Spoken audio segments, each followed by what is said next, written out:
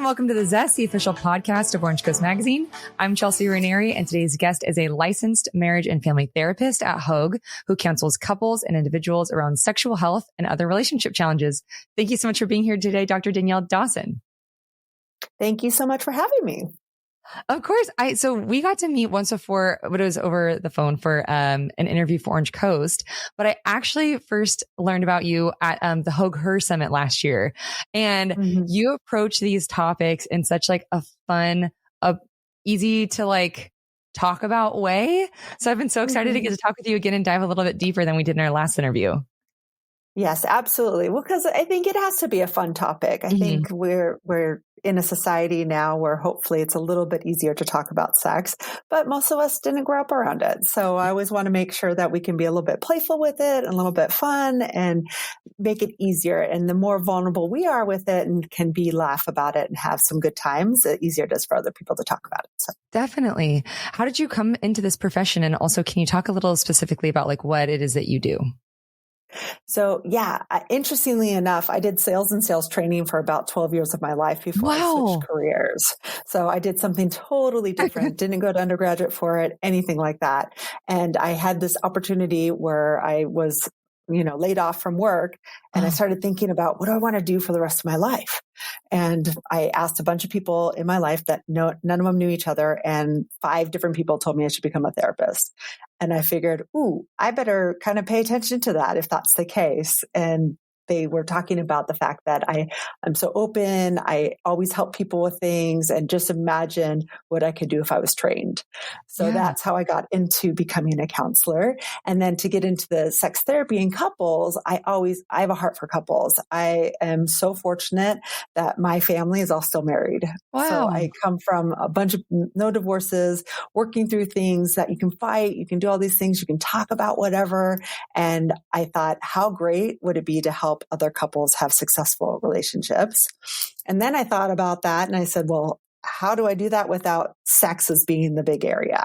Right. So then I went into a whole nother training after I got my master's up at UCLA into sex therapy and couples. And then I did another program for ASEC, which is for education and therapists for sex. So I just brought it on and wanted to be able to help anybody and everyone. That's incredible about your family having no divorces. What do you think the key is there? I think the key to that is marriage is not easy. Like marriage is something that you work at and it's a choice you have to make every day. And you're going to have great memories and things that work and things that don't work, but there's never an option to get out of it. So you have to come back. There's no brushing things under the rug and ignoring it. You have to deal with it. And sometimes that dealing with it is recognizing, hey, this isn't going to change. How do I change my attitude about it? Yeah, that's really interesting. And speaking of just couples and relationships, I would love to talk about intimacy because it's such a broad term. How do you define it? So I like to think of intimacy in 3 different ways. Okay. I have emotional, physical, and spiritual intimacy. And so we have to know where we stand on each one of those things. And so often when it comes to sex, most people just think of the physical intimacy, but there's such an emotional factor to that. So we want to make sure we know what those things are for us. So physical intimacy, of course, we typically know how do we like to be touched, right? What are the things that turn us on? What are the things that don't? What are just the ways that can be simple as just connection and closeness to all the way to erotic to orgasmic, right? We want to know all those different ways on that physical, but emotional is such a bigger piece, right? Yeah. Especially in relationships. So we have the emotional that can be our friendship emotional side of our relationships. We can have the love, right? What does that feel like? The romantic intimacy, the feeling cared for intimacy. So how do we talk through things on that emotional level? And everyone's big in EQ right now. And right. Intelligence and how aware of myself am I to be able to talk about it? And then how well am I interested in my partner to find out like we're going to be different. So I just want to be super curious about people at all times. And then spiritually, how do we deal with our own spiritual self? Some people have no spirituality. Some people have a religion that they belong to. Some people, it's about nature. We have to know what that feels like because I think that spiritual side of us is that soul side. Yeah. Right. And interestingly enough, in relationships, that's the piece we tie a lot of emotion to. So if we're kind of empty in that place where we don't really know where we are, how do we put them all together? So is it better I'm assuming it's better for people to know how they relate to these three aspects of intimacy before they get into a relationship? I would assume it's kind of hard to do that once you're in a relationship. I don't know. Yeah. I mean, hopefully we know it for ourselves, or at least we can think back and reflect on it to figure it out for ourselves before we get into a relationship. But sometimes we figure it out in a relationship because we don't really know how we're going to react to different things. Right. And we don't really know where somebody else comes from. So often we go from living life the way that we did, how we grew up, the experiences that we have, our belief systems. And then we meet somebody else who, guess what, didn't do the exact same things that we did. And we think differently. And it's definitely, especially in relationships, because we think differently, it's not about right or wrong. Right. Right? Yeah. I like to say we don't make moral issues out of opinions. I love that. Right? We're not right or wrong in things. We just think about it differently, or we do things differently. And if that's the case, how do we live life together? Yeah. You talking about those different aspects remind me so much of the love languages. Do you use that in your practice, or is that kind of like not a thing? No, I love it. I love the love languages. Absolutely. And the reason why, I think sometimes some people have a misconception of what the love languages are, right? Yeah. I think I do. I usually say we love them all. We love them all. We want them all. Right? Yeah. So if you don't know what the love languages are out there, we have 5 love languages that we want all in our lives, but some are more important. What that means is when they happen to us, we get the feeling of love. Got it. And so it's touch, gifts, words of affirmation, and then I forget the other 2. Quality time and acts of service. Oh, right. That's funny because I'm the last 2. So I'm like, of course I forget the 2 that I relate to. That you are. Yeah. But the other key to that is recognize these 5 things are a skill. We can learn all of them. I love that. So once we know what we are and we know what our partner is, it's not about us being like, well, you need to accept the way I love. It's about going, oh, I need to learn your skill. Got it. So I can love you the way you need to be loved. Yeah. Interesting. Is there a specific test that you like for people to take for that? Or like, how do you find out? Well, sure. The book author, they have a whole website, 5lovelanguages.com. And there's a 30-question test. And I always say, take the test as if you're reading it and you pick between 2 things. Really think about, put yourself in that situation. Which one makes me feel more loved? Because once again, you're going to like them all. Right? You're like, who doesn't want all 5 of those things? Who doesn't want gifts and being told they look good? Yeah. But you'll start to figure out like, oh no, I'm more this. And then it's figuring out what does that look like? And there's a funny joke out there. I don't know. There's a meme somewhere about the 5 love languages with tacos. Which I think is great. So like if you are a gifts person, you bring them a taco, right? If you're a quality time person, you make tacos together. If if you're a words person, is you talk about how delicious the taco is, right? And it's so we start to think about, we can enjoy all of these different things. And once we learn that it's a skill, we can do it in any area and make sure we're feeding the person that they need it the way that they need it. I never thought of it as a skill. That's such I like looking at that much better rather than like, that's just not me. Yeah. So what are some common reasons for a lack of intimacy in a relationship? So I call it the closeness disease. Okay. Right? So we're like this when we start a relationship and everything's new and we are appreciative of each other and we're very kind and considerate and there's no hurts. Right? Yeah. Intentionally or unintentionally. And then somebody gets hurt. And then we're like, a little distance happens. And this person goes, wait, what happened to that closeness? And so they start chasing. And then this person is uncomfortable because they're hurt, right? They move backwards. So then this person gets hurt. And guess what happens? Now we start doing this till we're too far away from each other. And if we don't know how to repair the little hurts, I call them the paper cut hurts. Yeah. Intimacy starts to disappear. So what are some example of paper cut hurts? Like had a rough day and you really wanted to be heard or understood in a conversation, but your partner had a rough day. And so they're in their own world and kind of ignore that you had a rough day, right? Yeah. The conversation didn't go, you didn't feel cared for, not intentionally, or somebody says something that throws you off a little bit and you're like, we took it personal. They probably didn't mean it personal, right? It's a little paper cut. Like, did we clear these things, these little things up? Or I thought you would, when I told you I liked that thing or I wanted that thing for my birthday and then I didn't get it. Like, oh, right. Those are like, they're just the little paper cuts. I asked you to do something. You said you would, but then you didn't do it. Yeah. Paper cut, right? Is it going to hurt one time? No, it's fine. But I would say 1,000 paper cuts are going to bleed out. Right. And so when we don't repair those or acknowledge that something happened, that somebody had a feeling about something, then it just builds on top of each other. And if we can't hold space for that vulnerability to talk about it, like, hey, you hurt me, and we want to defend that we didn't. Yeah. Right? Yeah. We're going to get into some trouble there because a feeling is a feeling. A feeling's based off the way I'm thinking about something. So the way I think about something creates my feeling about it, which creates my behavior, and they're all connected.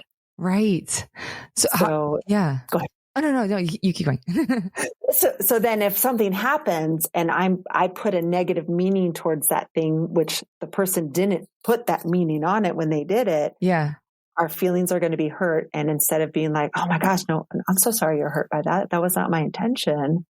Let me repair it. We tell them they're wrong. Oh, right. No, That's not what I meant. I didn't do that. You shouldn't be upset. Don't be upset at that. And you're like, well, I am. That's not repairing. Right. You're just telling me what to do. Yeah. So how do we repair those things? What are some strategies to do that? I think sometimes it's just having that conversation. It's being okay being wrong. Yeah. Yeah. We're gonna make mistakes. Yeah. We're gonna use word choices that's gonna upset our partners, right? Right. So we have to be okay that we're gonna mess up, and that's okay. And messing up doesn't mean I don't love you. Messing up doesn't mean the relationship's gonna fall apart. It just means like, oh, I didn't know that would bother you. Give a super random example of that, but I had a couple who, when the husband came home, he always had too many things in his hands. And so when he shut the front door, he kind of just swung it closed. So it would slam. Oh. To her. To him, I was just closing the door. Right. And so then she would get really mad and yell at him. And then he would just shut down because his mom used to yell at him like that. So it was like this constant battle. Well, we figured out her dad used to slam the door when he came home angry. Wow. And so she was triggered by that. He's not doing that on purpose, right? So once they figured out what these little things that were going on for them or why they were having such big reactions for ourselves, like they had to figure out, why am I having such a big reaction to this thing? Because it's the meaning I'm putting to it. She was putting meaning to the front door being slammed. He's putting meaning to how she's talking to him about the front door being slammed, right? Yeah. And when they figured that out, they were like, oh, I'm not trying to do that to you. Right. Right. Oh, man. So then they got to be able to do it a little different. Or when it happened, it didn't have the same impact as it did before. They didn't know what was going on. Wow. So I've also am in therapy too. And it always freaking goes back to childhood. I'm like, it was 5th grade. Get over it. Like, why is this affecting me still? Drives me. I tell people it's because it's not that thing is affecting you. Right. That emotion was so impactful. Right. And we didn't like the emotion that emotion is showing up again. Yeah. And so whenever couples are fighting about the event or the things, I take them out of that and go to the feeling. Yeah. Because we're going to fight differently. We're going to see the events differently. It doesn't matter. You need to go, well, what did that event make me feel? Because I have to understand what that's connected to. Why do I dislike it so much? What happened growing up? Yeah. Or what happened wherever the thing is that made me hate that feeling that I'm pushing away from? Right. So do you kind of, as a therapist, you kind of intrinsically know that like this will stem back something from your childhood, like this little thing that sets you off? Sure. Wow. Right. Always. It's always something. Well, the most interesting thing too, which I love to tell people, and it kind of is mind blowing. Yeah. I will say, okay, what parent or legal guardian or whoever was your main caretaker, grandparents, whoever it could be, who was your parent of conflict? Whoever was the one when you were in conflict with them, you felt the worst, not the one you fought the most with, but when you're in conflict with them, who you felt worse with.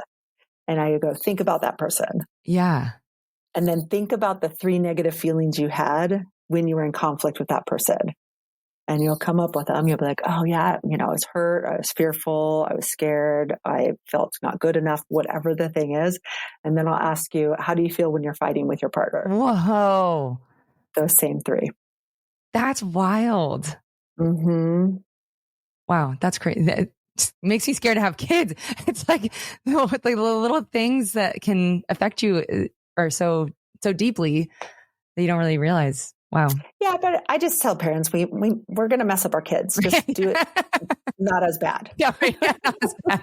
Exactly. Right. Just do our best to not mess them up too bad. Right. We all have experiences with it, but that's part of life. And it's also understanding that life is full of a bunch of things that aren't going to go right. How do I deal with them? Right.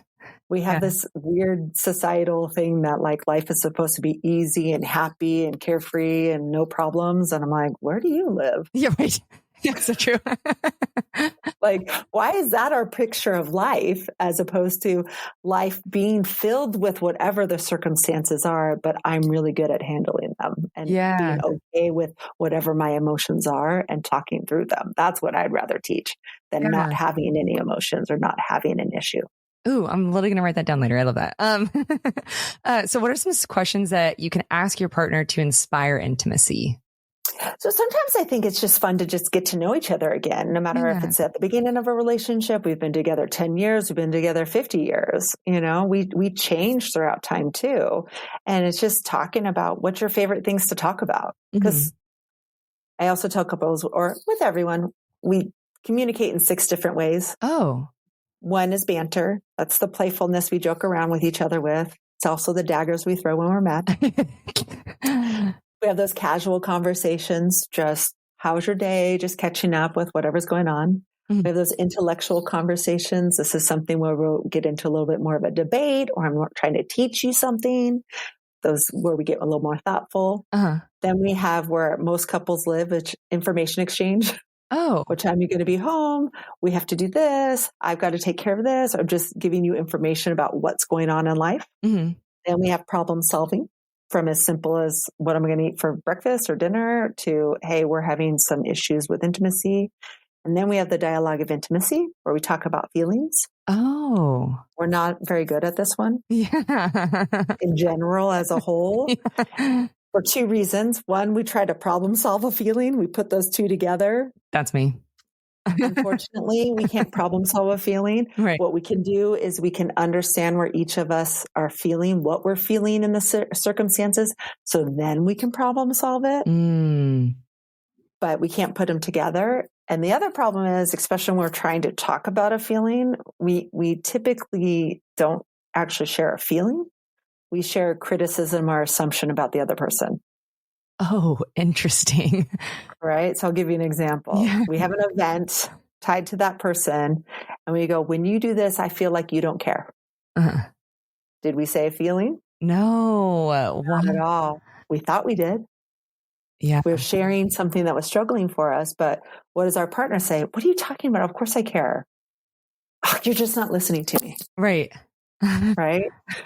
Whereas a feeling is that same event tied to that other person where you're going to share, hey, when you do that, I feel really hurt. Somebody might still try to defend. Yeah. I'm not hurting you. I didn't say you meant to. I said, I'm feeling hurt. Can we be okay hearing how somebody's feeling? Because my other favorite saying is feelings are fickle. The beauty of them are, if somebody tells me I'm hurt, and I go, I don't have to get mad at that. I don't have to be upset or think I did something wrong.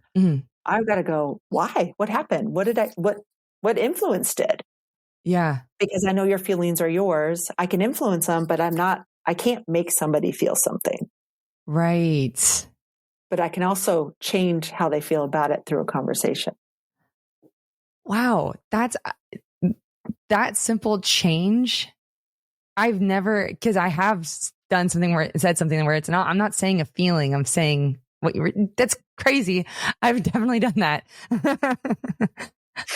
And that happens often because we're used to saying things in the way about them. Mm-hmm. Right. And it's really hard. We don't go around going, check in. How do you feel? How do I say I'm hurt? How do I say I'm this? We're really good at good feelings though. If you ever notice that, like, oh, I'm so happy. Like, oh, this makes me feel so good. All that stuff. We're great when it's good. But when it's negative, we really try to push away not having to deal with our negative feelings. Right. So we discuss other people instead. Yeah, or problem solve it. Man, so when should a couple consider coming in for counseling? My joke answer is at the beginning of a relationship, but not really. I actually mean that. Because, oh, really? Yeah. I have an inside joke with people that are getting married. I said, don't ask for a wedding, ask for 2 years of couples counseling. No way. Because what couples counseling is actually learning how to communicate differently. Okay. It's like going to coaching. It's not, people think you go into couples counseling to fight with a mediator. Right. That's literally what my misconception of it kind of is. Yeah. Not at all. Like I teach you how to communicate differently. I actually, when couples come in, I go through, hey, here's your basics of where problems could be. Mm-hmm. And then I go, I'm going to educate you in the first session. And then the next one, we're going to learn how to talk about a feeling. And I have to teach how to talk about a feeling. Wow. Go ahead. Oh no, it reminds me like back in like elementary school, there was like, I feel blank when you blank, but I forget about those things. And then when you become an adult, you have to relearn it. Sure. Because we're all just a bunch of big kids. Like we're really good at like paying attention. It's like, how do you feel as a kid? Yeah. But we don't do that as adults. No. Why? Because we're supposed to already know? We don't know. We're just a bunch of big kids. Yeah. So we want to go back to like, hey, I got to teach you how to do this a little bit differently. And then from there, I'm going to help. Am I asking good questions of my partner to understand them? Mm-hmm. Or do I ask questions so I can be right? Dang. This is so universal. So when I was researching you, I came across an article that you had where you talk about the 4 aspects of, that you need to create a good sex life. Can you kind of share what those are? Probably, but you have to apologize. I didn't pull that back up to see which things I said. So I have all sorts of aspects of the 4 things that can happen. So one is just, we want to always stay connected with our partner. Mm-hmm. And what I mean by that is we have to take into consideration, I think of sex in 3 different ways: sensual sex, erotic sex, and orgasmic sex. Wow. What that means is that sensual sex how often are we holding hands? Oh, how often do we walk by and just kind of touch each other?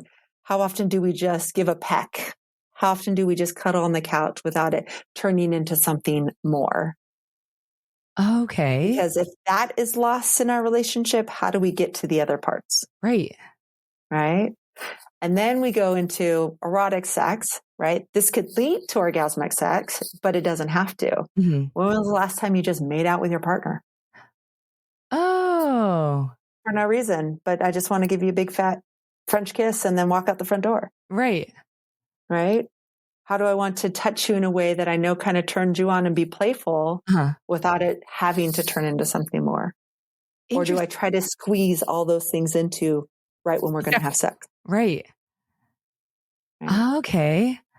So when I tell people, how do I stay connected? I go, every day we should have sensual sex. A couple times a week, we should have erotic sex. And then depending on the couple and what works for their rhythm, how often are we having orgasmic sex? Oh, it's like the food pyramid almost. Right? Yeah. So we got that part of it, right? Pleasure is also that. That's the next piece of having a good sex life. What does pleasure look like for each of us? Mm-hmm. Are we even aware of what pleasure means to us? Interesting. So can you elaborate on that? Like, what does it? Sure. So often if I just ask somebody and I just ask you, what turns you on? What makes you feel pleasure? Would you be able to answer that? Right. Most people are like, maybe. Yeah. I know it when I feel it. Yeah. Right? But if you're like, oh man, it's really pleasurable for me. It's like just being in the moment, being present, taking everything in, using all my senses. not worrying about the rest of the world, right? Mm-hmm. Allowing ourselves pleasure. Mm-hmm. So often we're so busy, we don't even allow ourselves pleasure. Right. Think about the last time you ate a meal and it was a pleasurable meal. Yeah. Without my phone in front of me.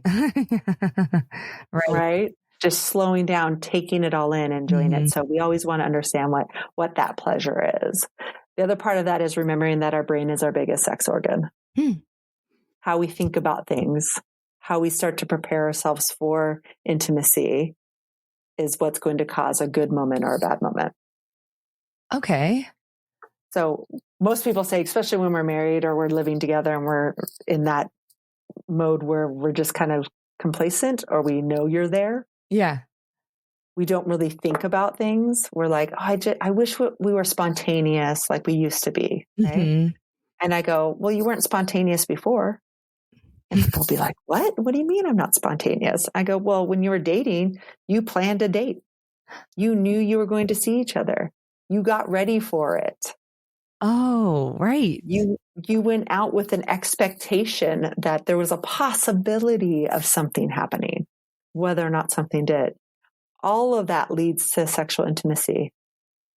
Yeah, you're right. So when we live together and we're not planning that stuff or thinking that, how are you going to be intentional to make sure that happens? So my other piece is being intentional.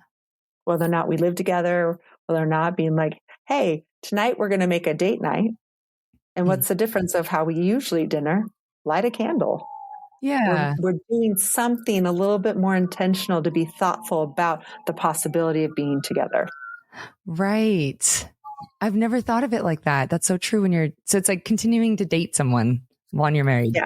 Yeah. You never stop dating. I always tell people, never stop dating. Yeah.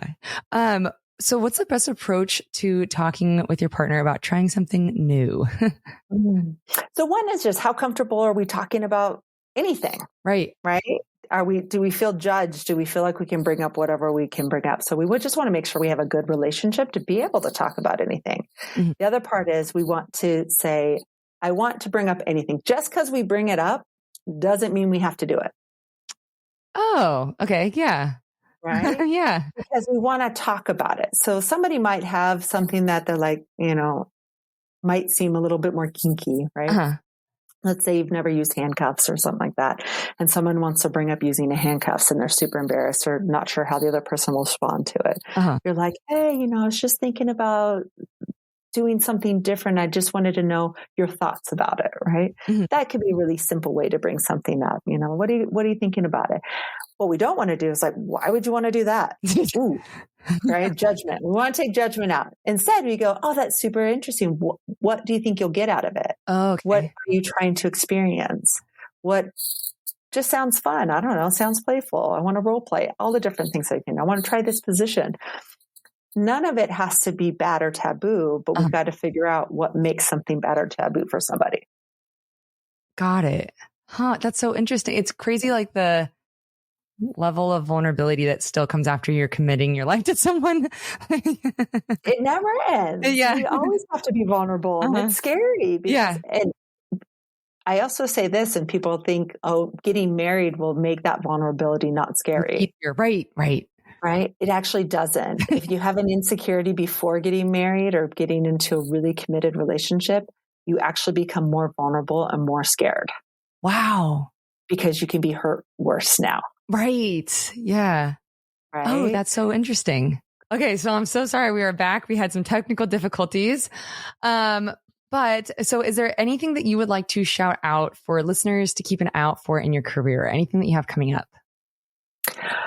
Ooh, in the career, most of right now is everything through Hogue or my private practice. I'm trying to think if there's any big things that are coming up that are talks I don't have on the calendar right now. They usually pop up last minute or something like that I get to throw them out. So nothing big on that sense. Okay, awesome. Well, are you going to be can we look forward to seeing you at the Her Summit again? I may not be there for this year's, but they usually, if it's not this year, it'll be the next year. It'll be another time. They pull me in as quickly as they can. Amazing.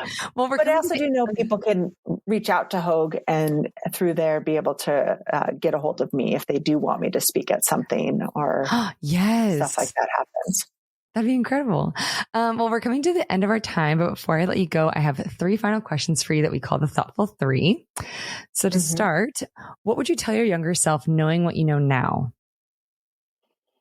I think I would tell my younger self that plans change. So just be okay with where you're at, and you can always pivot and change, and there's no right or wrong. So you just have to be able to pay attention and go after the things that you want to go after. And if it doesn't work out, go after something different. And there's no failure in that. Yeah, definitely. What moments in your career have had the most significant impact on who you are today? What moments in my career? Let me think. You know what? I have a couple really cool moments with different clients that have like impacted me, where it helped me learn really what it means to not judge a book by a cover, or not to like assume things about others, and how to always take what I learn in my practice and apply it to my own life. So being that inquisitive self is very helpful. Although sometimes people think I get joked like, are you trying to therapize me? And I'm like, no, I'm just asking questions. Like, oh, you want to pay me money? Then I'll therapize you. Like, no, we're just asking questions right now. And lastly, if listeners could take one thing away from this conversation, what would you want it to be? Just have fun. Like, life is hard enough as it is. Just think about conversations as easy and hard, not conflict or anger or frustration. Just, we're going to either have an easy conversation or a hard conversation. And if it's going to be a hard conversation, give yourself time and space to have it. Yeah. Oh, I love that. Well, thank you so much for doing this. This was so much fun getting to talk with you. You're welcome. Anytime. Bye.